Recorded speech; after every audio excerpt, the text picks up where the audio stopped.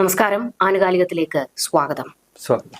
പോലീസിന്റെ ഏറ്റവും വലിയൊരു പിഴവ് ഇത് നവീൻ ബാബുവിന്റേത് ആത്മഹത്യയാണ് എന്ന് പോലീസ് ആവർത്തിച്ച് പറയുമ്പോഴും ഇപ്പോൾ പുറത്തു വന്നിരിക്കുന്ന ഞെട്ടിപ്പിക്കുന്ന ഒരു വിവരം നവീൻ ബാബുവിന്റെ അടിവസ്ത്രത്തിൽ രക്തക്കറ ഉണ്ടായിരുന്നു എന്നുള്ള വിവരങ്ങളാണ്. ഇതോടുകൂടിയാണ് വീണ്ടും പല ചോദ്യങ്ങൾ ഉയരുന്നത്. അങ്ങനെയാണെങ്കിൽ ഇത് ആത്മഹത്യയാണ് എന്ന് പോലീസിന് എങ്ങനെ കോടതിയിൽ തെളിവ് റിപ്പോർട്ട് സമർപ്പിക്കാൻ കഴിഞ്ഞു എന്നുള്ളതാണ് ചോദ്യം. പോലീസിന്റെ പിഴവ് എന്ന് നമുക്കിതിനെ വിശേഷിപ്പിക്കുക വയ്യ. കാരണം പോലീസ് നടത്തിയ അട്ടിമറി തന്നെയാണ്. അടിവസ്ത്രത്തിൽ ഇത്തരത്തിൽ രക്തക്കറ കണ്ടിരുന്നുവെങ്കിൽ, അത് ഇൻക്വസ്റ്റ് റിപ്പോർട്ടിൽ രേഖപ്പെടുത്തിയിരുന്നുവെങ്കിൽ എന്തുകൊണ്ട് ഇക്കാര്യം പോസ്റ്റ്മോർട്ടം റിപ്പോർട്ടിൽ ഇല്ലാതെ പോയി? ഇതാണ് അടിസ്ഥാനപരമായ ചോദ്യം.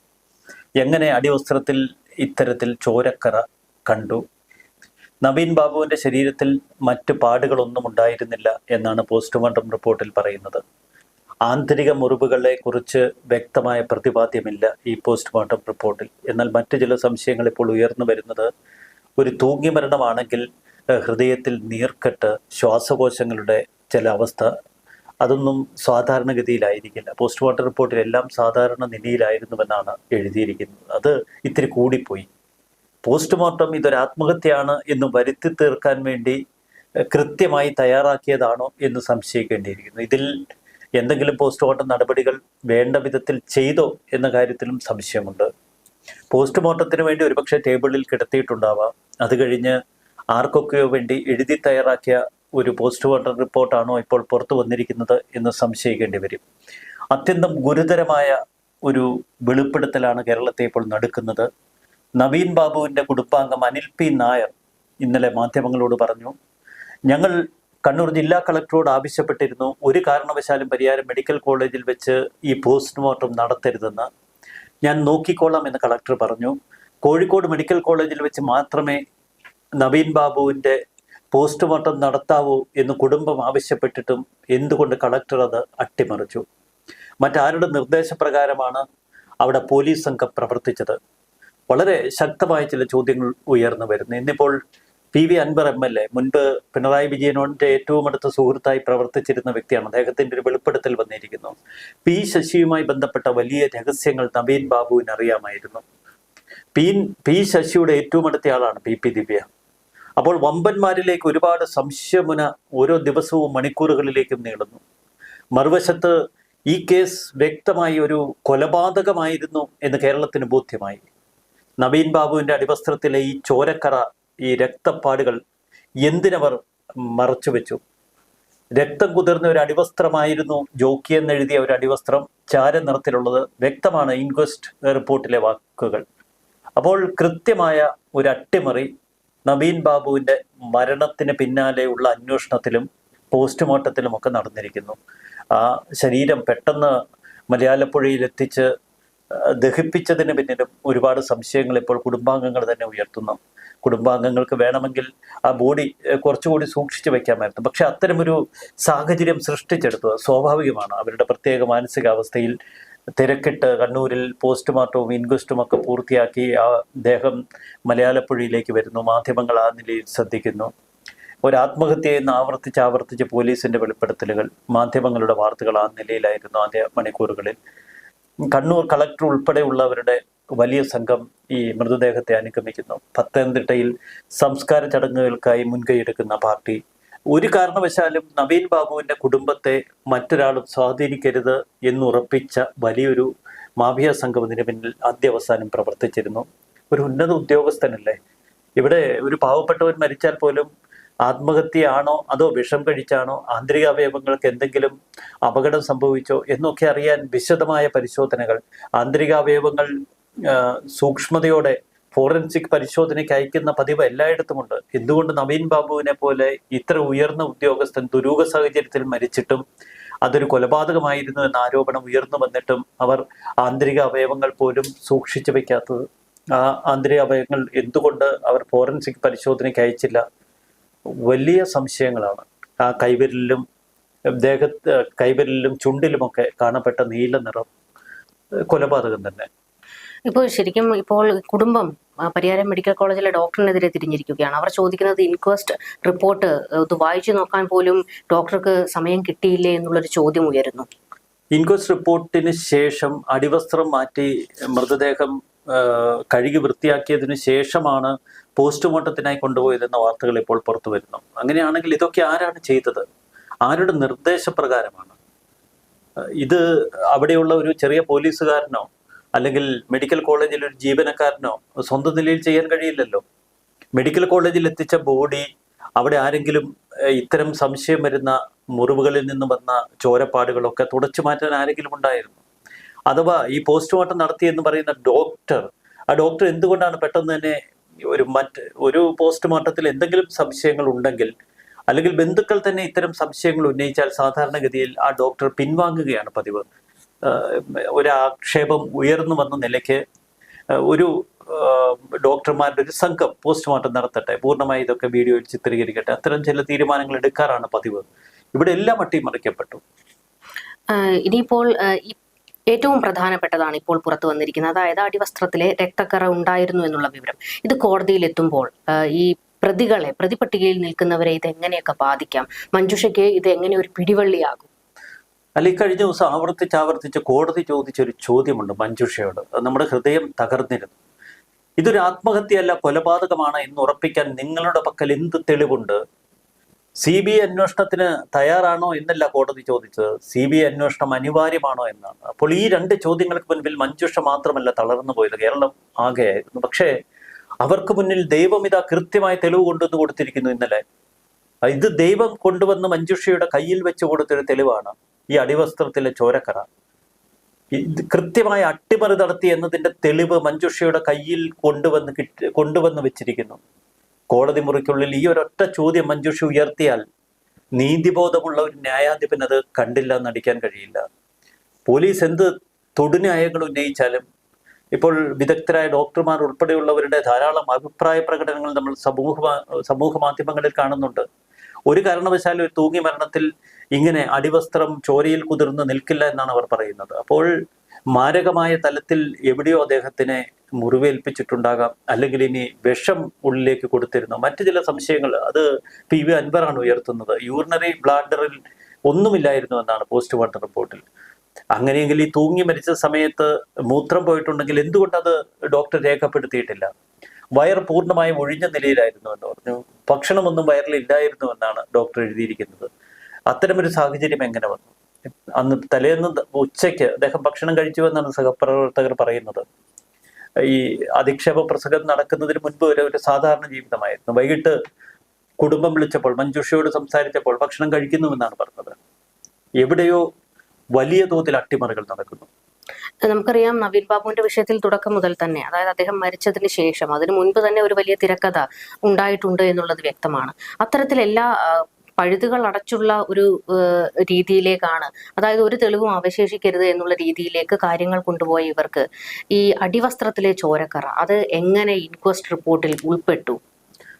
അതൊരു പക്ഷേ വലിയ പ്രാധാന്യം ഈ ഇൻക്വസ്റ്റ് റിപ്പോർട്ടിന്റെ സമയത്ത്, ഇൻക്വസ്റ്റ് റിപ്പോർട്ടൊക്കെ തയ്യാറാക്കുമ്പോൾ അത് എഴുതുന്നത് വലിയ ഉദ്യോഗസ്ഥന്മാരിലേക്കായിരിക്കും ഈ അട്ടിമറിയുടെ ഏകദേശ പദ്ധതി കൈമാറുന്നത്.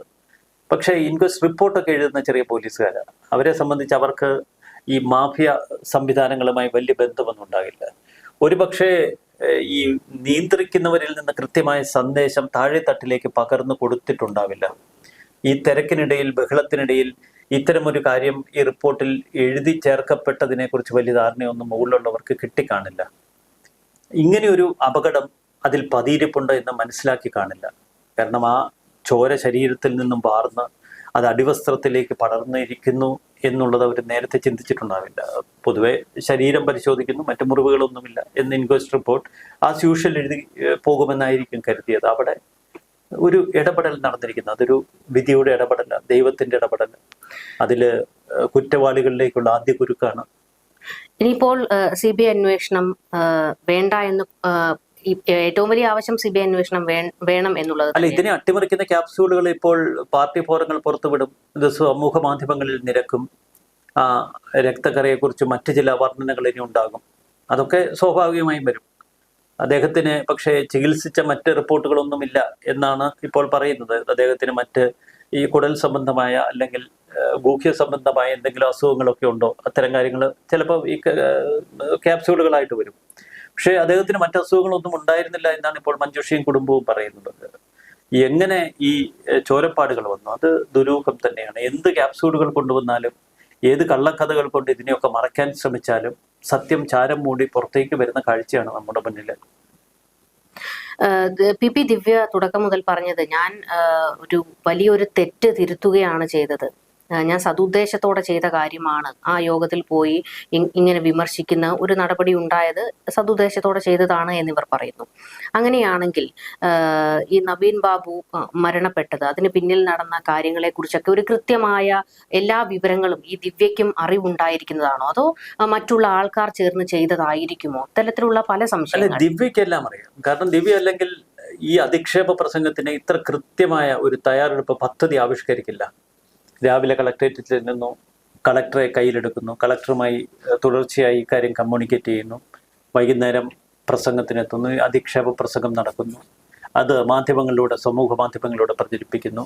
അപ്പോൾ നവീൻ ബാബുവിന് വലിയ മാനസിക അസ്വാസ്ഥ്യം ഉണ്ടായിരിക്കുന്നു.